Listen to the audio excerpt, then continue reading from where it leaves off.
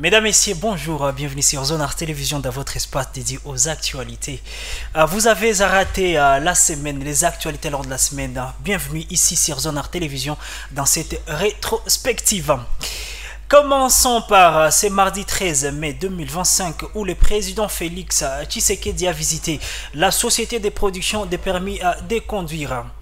Le président a débuté la semaine par une visite à la société de production des permis de conduire SPC, une entreprise privée partenaire de la Commission nationale de délivrance des permis de conduire à CONADEP, située dans la commune de Gombe à Kinshasa.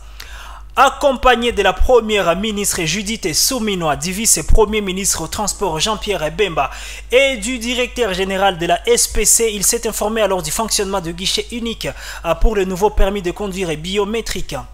Cette initiative vise à moderniser les services administratifs, un pas à saluer par les autorités, bien que des défis logistiques persistent selon les observateurs locaux.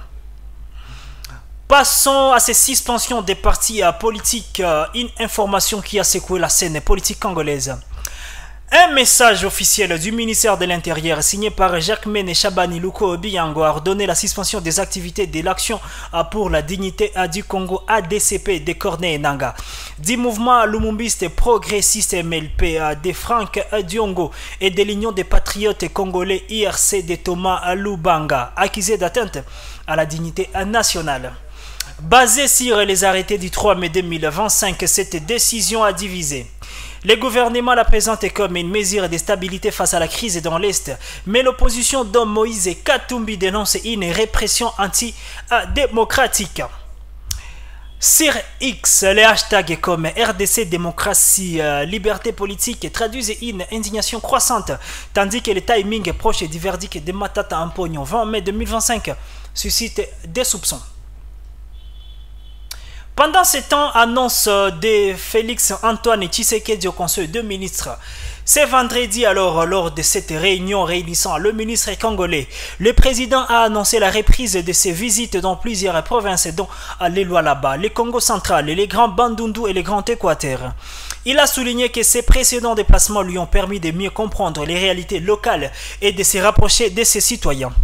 Ces tournées ont révélé la nécessité de renforcer la sécurité, de combler le manque de personnel dans l'armée et la police et d'accélérer le programme de développement local de 145 territoires. Le président a insisté sur l'urgence de construire et réhabiliter des infrastructures essentielles. Par ailleurs, il a plaidé pour une réforme constitutionnelle et critiqua la Constitution 2006 comme une œuvre occidentale. Une commission pluridisciplinaire étudie actuellement une révision ou un changement de la loi fondamentale. Une annonce qui a suscité des réactions mitigées sur les réseaux sociaux. Parallèlement, la mission de l'Organisation des Nations Unies pour la stabilisation de la RDC, MONUSCO en sigle, a annoncé la conclusion d'un transfert de plus de 1300 membres non armés des forces de FARDC et de la police nationale congolaise PNC. Cette opération menée avec le Comité international des Croix-Rouges CICR comme intermédiaire neutre vise à renforcer la coordination sécuritaire dans un contexte alors de crise dans l'Est. Des sources indiquent que cette initiative s'inscrit dans les efforts de soutenir les efforts congolais face au M23. Parlons de l'affaire de Matata Ampognon où le verdict est sous tension. L'actualité judiciaire reste dominée par l'affaire Matata Ampognon, accusée de détournement dans les dossiers aérianisation et Boukangalonzo. Avec le verdict prévu le 20 mai 2025, l'opposition craint une instrumentalisation de la justice, tandis que Vital Kamerhe dénonce des irrégularités. Allons dans cette question qui concerne les réactions de Massa Deboulos sur l'avancement entre la RDC et le Rwanda. Massa Deboulos, alors conseiller de Donald Trump pour l'Afrique, a annoncé des progrès dans les pourparlers RDC-Rwanda. Selon Reuters et Al Jazeera, ces discussions sous médiation américaine et qatari visent à résoudre les conflits dans l'Est liés au M23 et les FDLR. Les détails.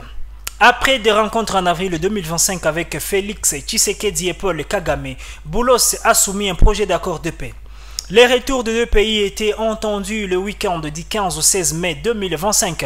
L'accord prévu pour une signature à la Maison-Blanche en juin 2025 exige les retraits des troupes rwandaises de la RDC, l'arrêt du soutien au M23 et la neutralisation de FDLR par Kinshasa. Le Qatar a facilité un cessez-le-feu en mars 2025 à Doha entre la RDC et le M23. Parlons donc que le M23 soutenu par environ 4000 soldats rwandais selon l'ONU contrôle des zones riches en minerais. Le conflit enraciné dans le génocide du Rwanda en 1994 a déplacé des centaines de milliers de personnes. Les États-Unis lient la paix à des investissements dans le minerai, concurrençant ainsi la Chine qui avait son monopole jusqu'alors. Rubio a quitté l'accord, qualifié l'accord alors de win-win, gagnant-gagnant pour la paix et les investissements. Aucun commentaire officiel jusque-là de Félix Antoine Tshisekedi, moins encore de Paul Kagame, n'est rapporté jusqu'au 16 mai 2025. Une mise en place d'une commission pour statuer le sort de Joseph Kabila. Le 15 mai 2025, le Sénat de la RDC a tenu une plénière à huis clos au Palais du Peuple à Kinshasa pour examiner un réquisitoire de l'audition de l'auditeur général des forces armées de la RDC, FRDC, demandant la levée des immunités de Joseph Kabila, ancien président de la RDC et sénateur à vie actuellement, ainsi que l'autorisation des poursuites judiciaires. Une commission spéciale a été mise en place avec un délai de 72 heures pour soumettre son rapport, attendu d'ici le 18 mai 2025. Selon Actualité.cd, cette décision fait suite à des débats intenses marqués par des divergences parmi les sénateurs. Parlons du contexte de ces accusations. Le ministre de la Justice, Constant Mutamba, accuse Joseph Kabila de trahison, des crimes de guerre, des crimes contre l'humanité et de la participation à un mouvement insurrectionnel en lien avec l'Alliance du fleuve Congo, un mouvement actif dans l'est de la RDC. Constant Mutamba affirme détenir un maximum de preuves tangibles dans l'implication de Joseph Kabila dans ce que Kinshasa qualifie d'agression rwandaise via le M23 soutenu par les Rwandais selon l'ONU et des puissances occidentales.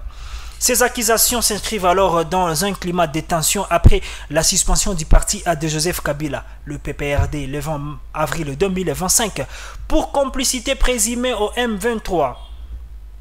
Pendant ces temps, les débats au Sénat, la sénatrice Christine Mwando Kantemba du groupe Ensemble a soulevé une émotion incidentelle, invoquant l'article 224 du règlement intérieur du Sénat qui stipule que la levée des immunités d'un sénateur à vie nécessite un vote de deux chambres du Parlement réunies au Congrès.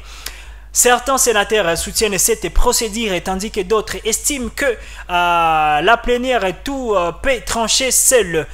Selon l'actualité CD, le président du Sénat, Sama Lukonde, avait déclaré le 2 mai 2025 que la requête serait traitée conformément à la Constitution et au règlement intérieur. Finissons par ces informations qui ont secoué l'international, notamment au Gabon, où le 15 mai 2025, Ali Bongo Ondimba, sa femme Sylvia et leur fils Noureddin ont atterri à Luanda. Angola, après 20 mois en résidence surveillée au Gabon, suivant les coups d'état d'août 2023 par Brice Clotaire alors Oligui Nguema. La présidence de l'Angola a publié des photos confirmant leur arrivée. Selon Jeune Afrique, aucun détail sur leur statut en Angola n'est disponible, mais leur départ marque la fin de leur confinement, bien évidemment. Enfin, le Tchad, le 16 mai 2025, l'opposant et ancien premier ministre Succès Masra a été arrêté en N'Djamena, selon son parti politique.